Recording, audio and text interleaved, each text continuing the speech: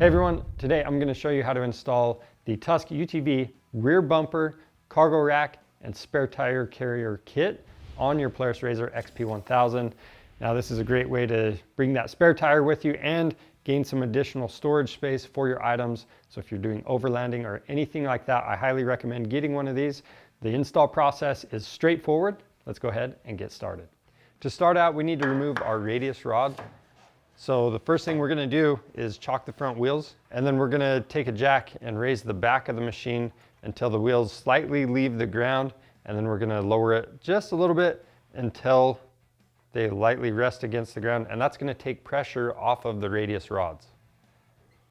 Next, we're going to shift the machine into high gear, and that's going to move this lever so we have access to the nuts on the back sides of those bolts going through the radius rod. Now we're going to use an 18mm combo wrench on the nuts and 18mm socket on the bolts. And these are pretty tight, so we're going to use a breaker bar to break them free. Once you have them all broken free, you can go ahead and remove them. And if there's any tension on these radius rods still, you can use the jack to raise the machine up or down until there's no tension and pull those bolts out. Over at the bench, we've got our bumper laid out. I'm going to attach the spare tire carrier to it. So we're going to set that in place just like that. And then you're going to have two sizes of clamps. So you'll notice you have a bigger clamp and a smaller one. You're going to use the smaller ones with this. Then we have the longer cap bolts that we're using. These are M8 by 25mm. To install these, we're just using a 6mm Allen. We're going to center this up side to side and tighten all the bolts down.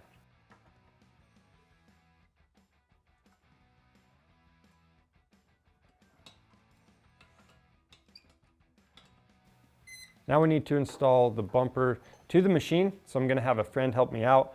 We're going to hold that lower mounting plate over the radius rods. We're going to install the two stock upper bolts. Make sure you have the washers on them, and then the nylock nut on the inside.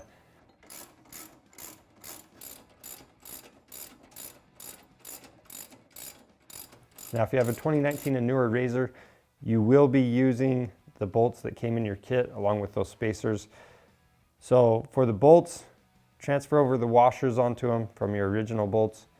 Go through that rear bumper, then you've got the spacer between that and the radius rods, and then again the nylock nut that came stock on your machine. And if you're going to reuse the nut instead of using a new one, make sure you put some Loctite on it.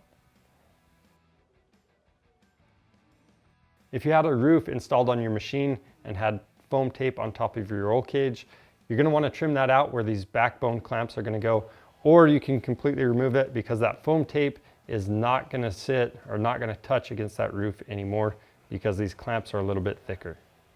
Now we can install the backbones. I'm going to start with the left one, and you'll notice at the very back we've got a little tab welded on. That's going to face the right side of the machine. Now I'm going to have a friend hold each one of these in place while I install that clamp half. And again, these are going to be the M8 by 25mm cap screws that are going in.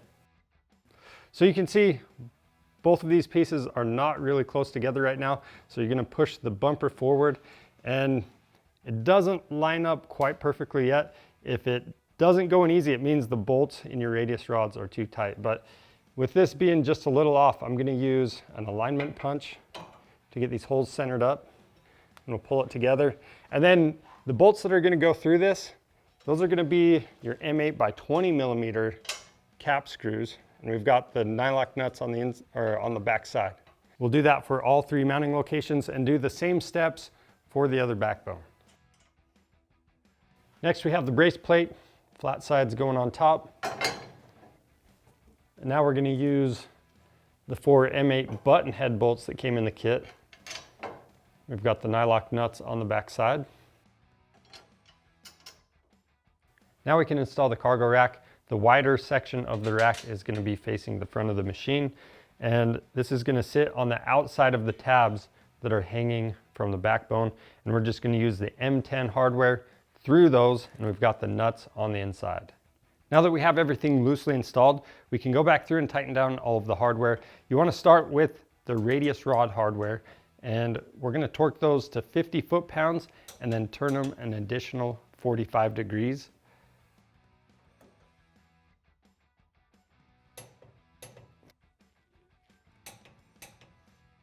From there, we're just gonna work our way up.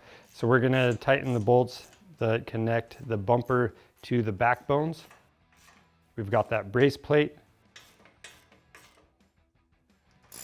then the cargo rack,